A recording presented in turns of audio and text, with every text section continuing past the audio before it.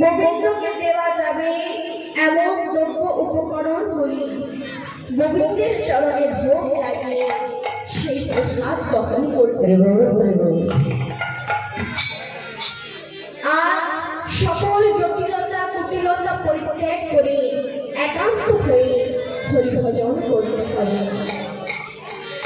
এ কথাটা বাসুদেব ঘোষ তার পদাবলীতে বলেছে, অতএব গৃহে আজ কৃষ্ণ ভজগী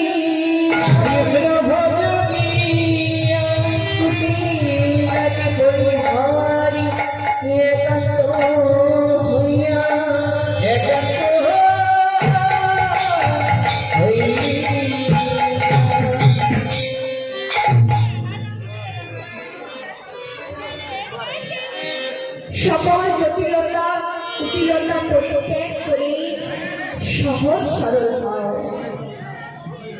তেমনি শিলাবতী একটি সহজ সরল রমণী বাবা, সদা সর্বদা গোবিন্দের চরণে রত থাকে।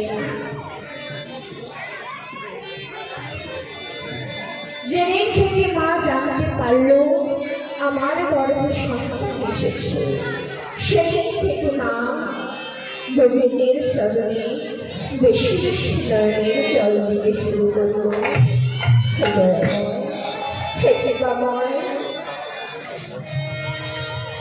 আমার ছেলে জন্মগ্রহণ করে ডাক্তার হবে ইঞ্জিনিয়ার হবে তা তো জানি না, প্রভু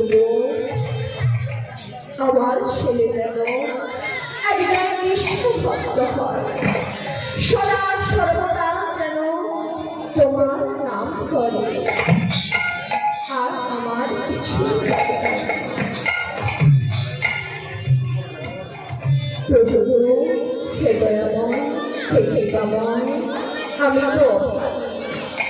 আমি তো কাঙালি, সাত অর্থ দিয়ে তোমার সেবা করি। পুরীতে প্রত্যেক দিন তোমার 56 ভোগ দিয়ে তোমার সেবা হয়।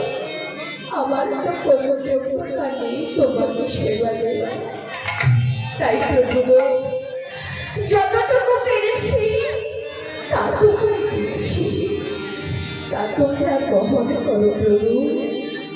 হে দয়াময়, হে কৃপাময়। আর এদিকে দরজার আড়াল থেকে সনাতনরা স্নান পেতে শুনছে, দেখি তো আমার শিলাবতী কেমন ভাবে গোবিন্দকে ভোগ লাগে।